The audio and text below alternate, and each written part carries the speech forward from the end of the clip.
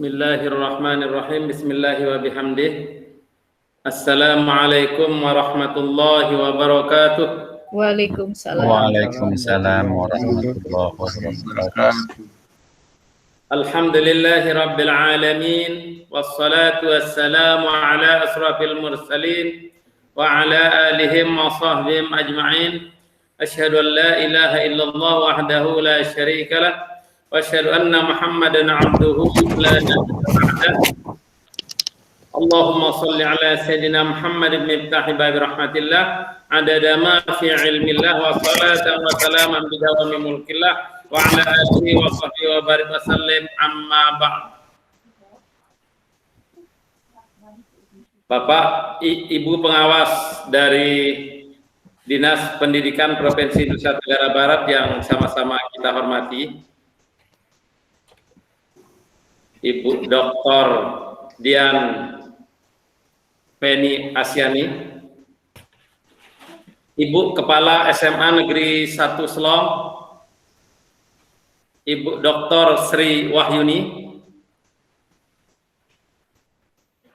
anggota Komite Pembelajar SMA Negeri 1 Selong yang sama-sama kita hormati, rekan-rekan guru, dan yang hadir sebagai peserta in-house training pada kesempatan ini yang sama-sama kita hormati. Sebelumnya mari sebagai hamba yang beriman kita sama mengucap syukur pada Allah Subhanahu wa taala. Dalam kesempatan ini kita bisa melaksanakan kegiatan ini sebagaimana mestinya. Hadirin yang saya hormati, acara in-house training ini akan berlanjut 10 hari, mulai dari tanggal 1 sampai dengan 10 Juli 2021. Namun sebelum itu akan kami sampaikan struktur program pelatihan in-house training yang diadakan di SMA Negeri 1 Selong, antara lain yang pertama atau yang akan dilaksanakan pada hari pertama hari ini, yaitu kebijakan program sekolah penggerak. Pada hari kedua nanti acaranya adalah orientasi pelatihan yang meliputi kesepakatan belajar, overview program pelatihan dan target belajar, yang diakhiri dengan pengenalan platform belajar atau LMS. Nanti dilanjutkan dengan pendidikan yang memerdekakan, akan diambil dari filosofi pendidikan Ki Hajar Dewantoro dan Merdeka Belajar. Dilanjutkan pada sesi atau hari yang keempat, yaitu kerangka kurikulum yang meliputi struktur kurikulum, profil pelajar Pancasila, dan prinsip pembelajaran dan asesmen. Pada hari kelima nanti akan diadakan capaian pembelajaran yang mana isinya adalah ruang lingkup capaian pembelajaran yang keterkaitan capaian pembelajaran dengan tujuan pembelajaran. Yang selanjutnya adalah perangkat ajar yang mana terdiri dari alur tujuan pembelajaran, modul ajar, dan buku teks. Dilanjutkan pada hari selanjutnya asesmen diagnostik, asesmen formatif, dan asesmen sumatif. Yang pada hari ke-9 nanti akan membahas tentang kurikulum operasional sekolah, komponen kurikulum operasional sekolah, prinsip pengembangan kurikulum operasional sekolah, dan pada hari terakhir yaitu pengenalan literasi digital, pengenalan platform digital untuk guru yang baru akan diadakan evaluasi atau post-test. Nah, untuk hari pertama tentang kebijakan program sekolah penggerak ini akan disampaikan oleh Ibu Pengawas Pembina SMA Negeri 1 Selong.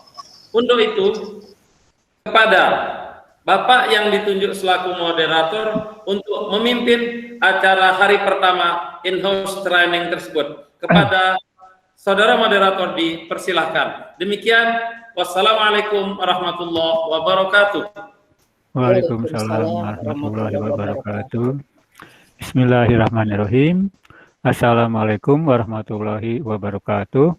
Waalaikumsalam. Terima kasih kepada pembawa acara yang telah menyampaikan panduan dan struktur sekolah penggerak. Baiklah, Bapak Ibu yang saya hormati, sebelum dilanjutkan kepada acara inti, yaitu penyampaian materi kebijakan penyelenggaraan sekolah penggerak, saya akan sampaikan tujuan dari kebijakan sekolah penggerak tersebut, antara lain yang pertama,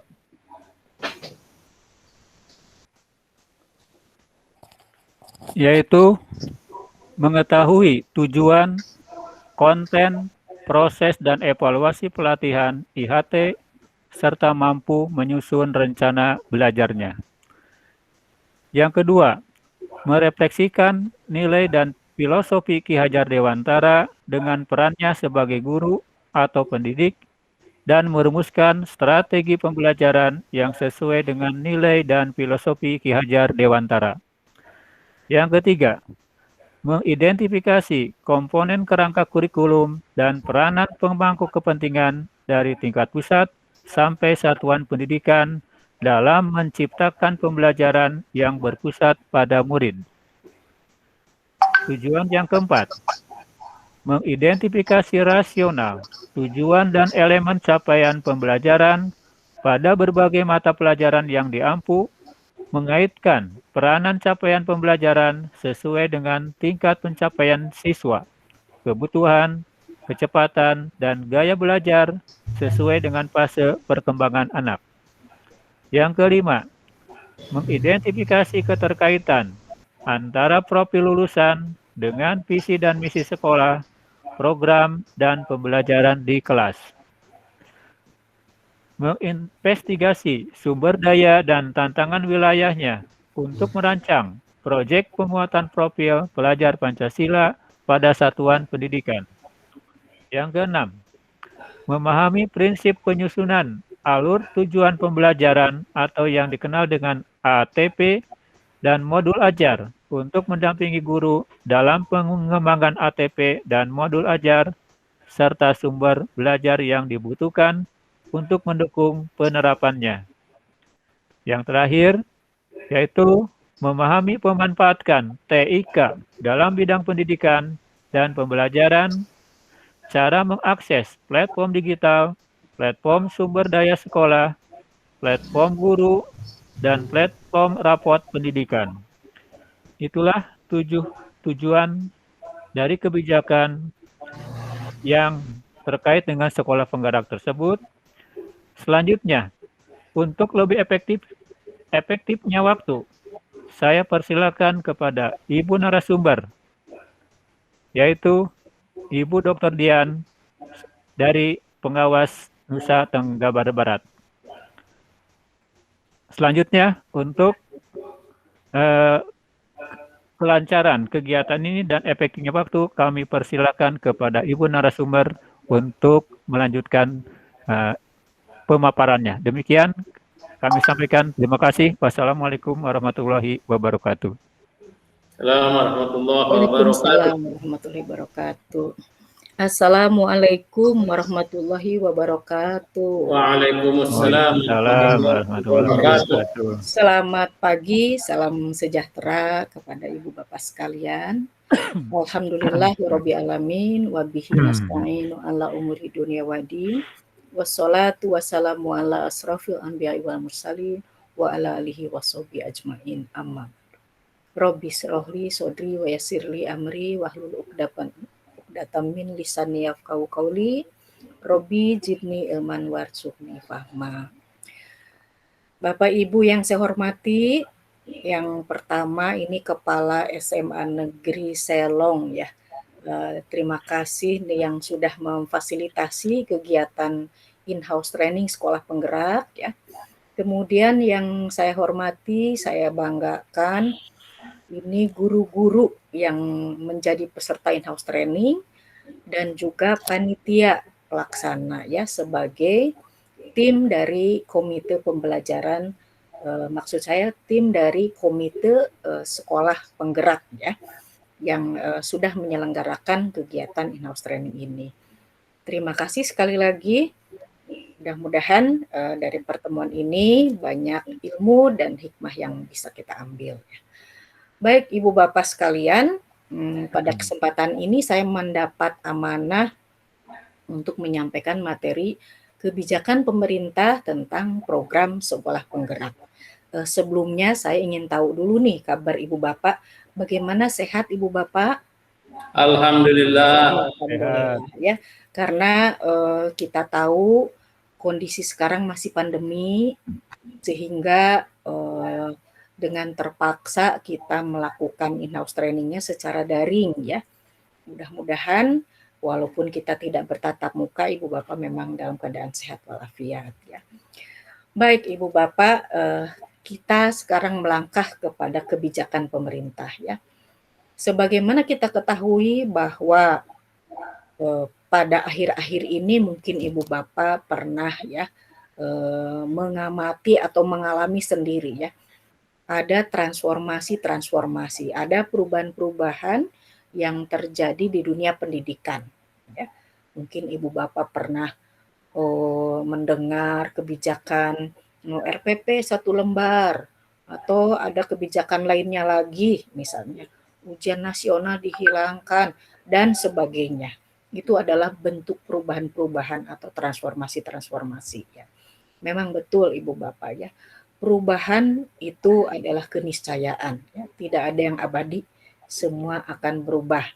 Termasuk juga kondisi apa yang terjadi di dunia ini secara global ataupun secara nasional.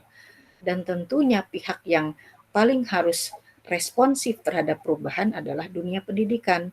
Karena kita harus mempersiapkan generasi muda yang bisa menyesuaikan dengan kondisi-kondisi perubahan itu. Itulah yang menjadi salah satu dasar kenapa pemerintah melakukan transformasi pendidikan. Jadi Ibu Bapak, kalau yang namanya pendidik ya harus siap ya, jangan rentan terhadap perubahan. Mudah-mudahan tidak membuat Ibu Bapak menjadi enggan. Ya.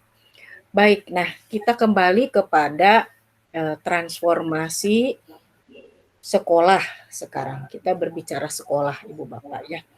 Dengan adanya perubahan-perubahan tadi yang tujuannya tentu saja untuk penyesuaian, penyempurnaan, penyesuaian dengan kondisi terkini, maka Kementerian Pendidikan dan Kebudayaan pun pada saat ini sudah menerbitkan visi pendidikan Indonesia yang menjadi cita-cita yang ingin dicapai.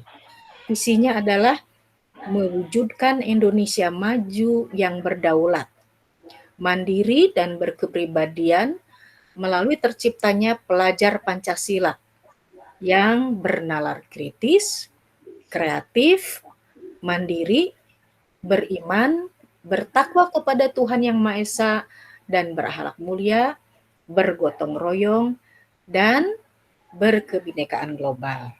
Ya, jadi di sini kita lihat visinya ada yang ingin dicapai ya Indonesia maju ini melalui terciptanya pelajar Pancasila, Ibu Bapak.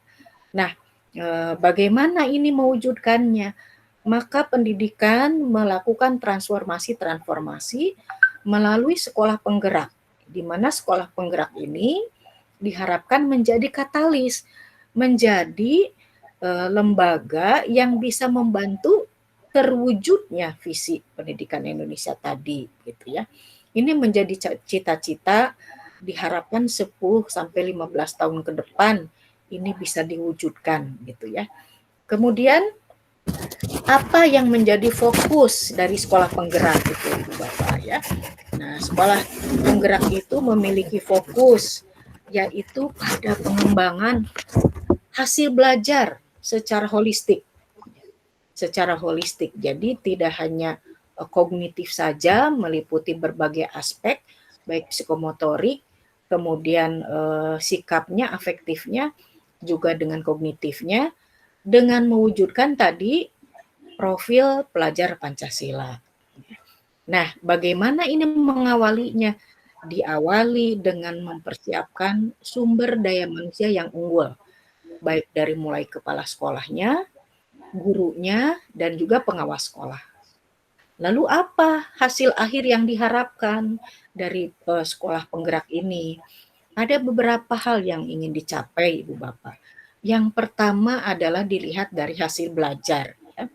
Itu diharapkan nanti di atas level yang diharapkan. Ya.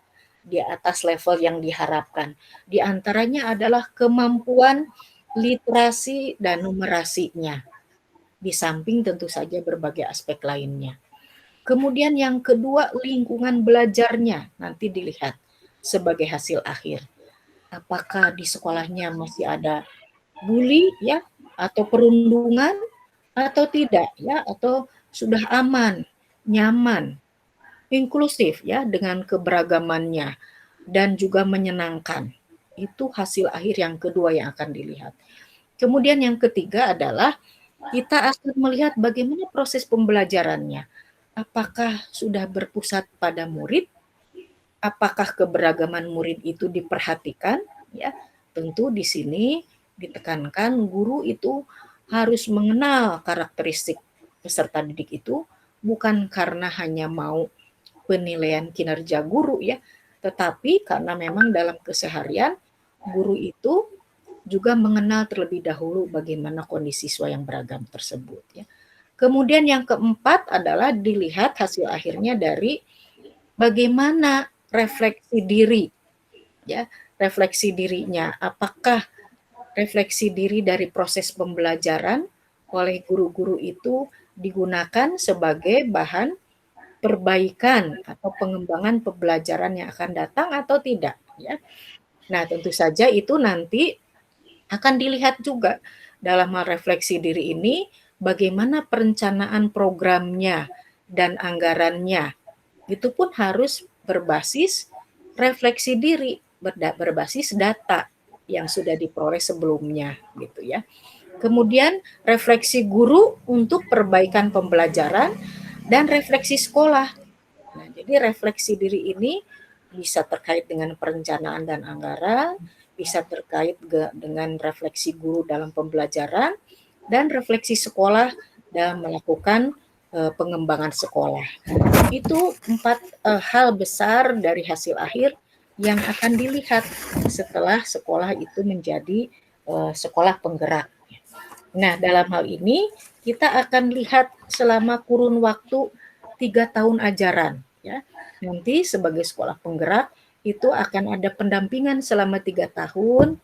Nah, setelah 3 tahun, sekolah akan terus mengembangkan sebagai sekolah penggeraknya, di mana sekolah juga akan mengimbaskan kepada sekolah lain. Nah, seperti in-house training ini.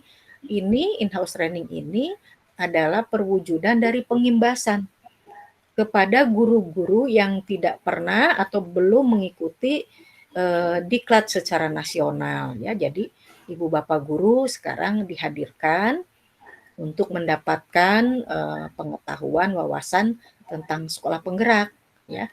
Nah, itu Ibu Bapak ya. Kemudian berikutnya Ibu Bapak, apa saja sih yang dilakukan ya? Nah, sebagaimana kita ketahui bahwa program sekolah penggerak ini adalah kerjasama kolaborasi antara Kementerian Pendidikan dan Kebudayaan beserta pemerintah daerah. Jadi kunci utama adalah di pemerintah daerah ya. Bagaimana komitmennya pemerintah daerah mendukung sekolah penggerak ini.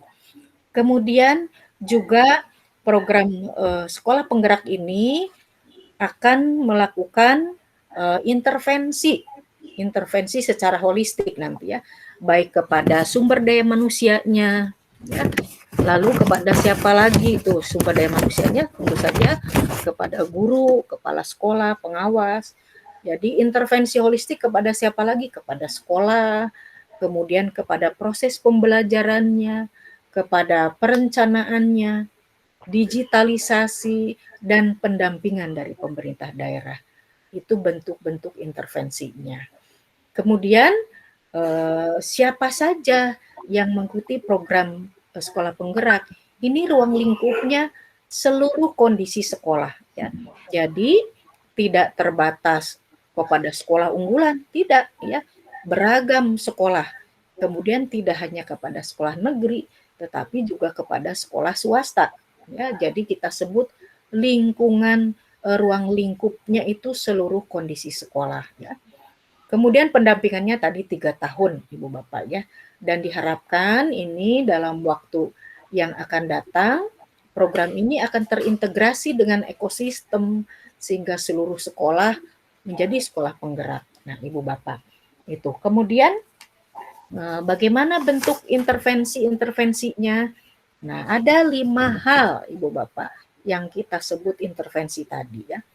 Yang pertama adalah sumber daya manusianya mendapat penguatan.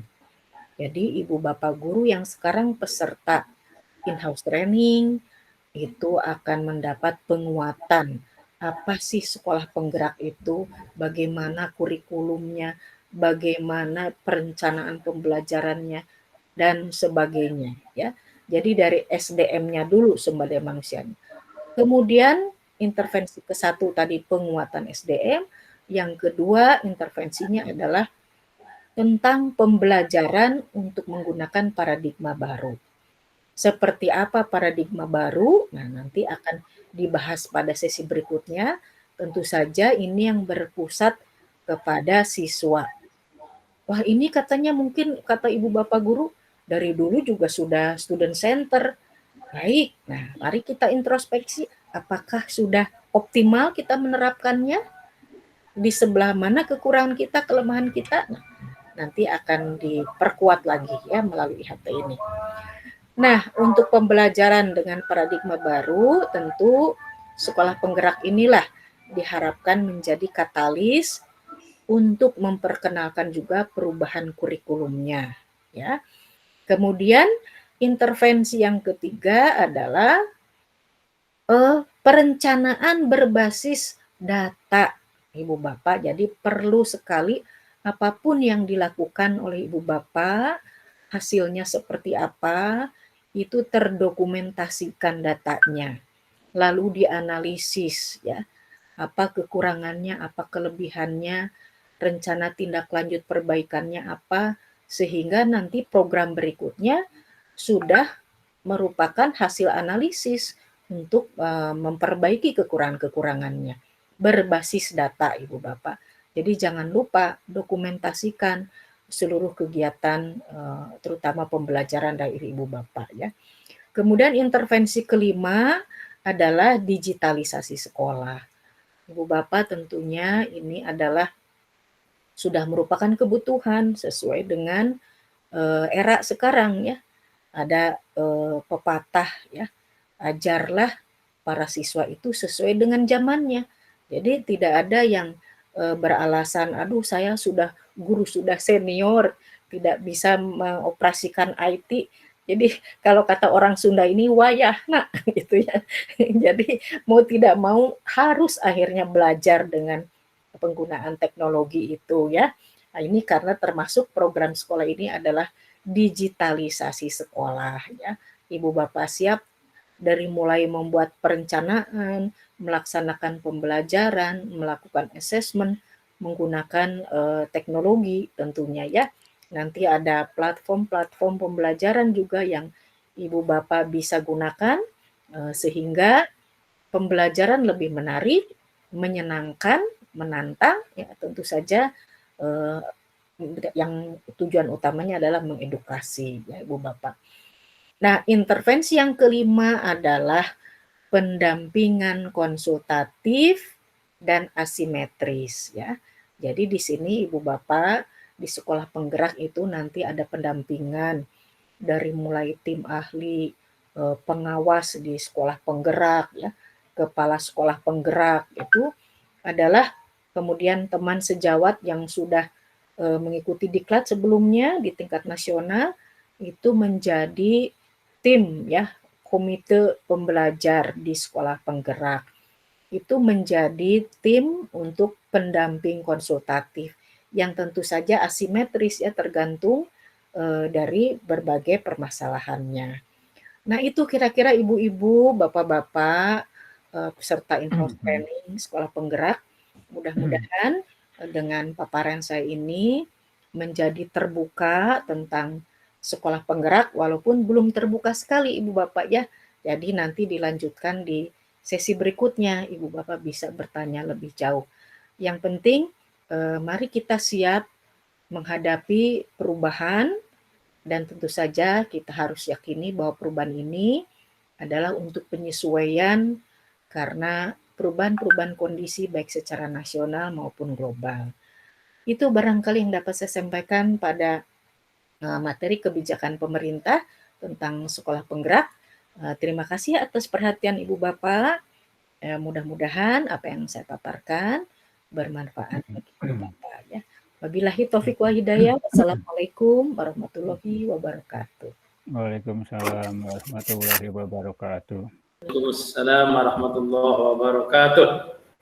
Terima kasih kepada Ibu narasumber Dr. Dian sebagai pengawas pembina SMA Negeri 1 Slong, Provinsi Nusa Tenggara Barat, yang telah menyampaikan paparannya terkait kebijakan penyelenggaraan sekolah penggerak.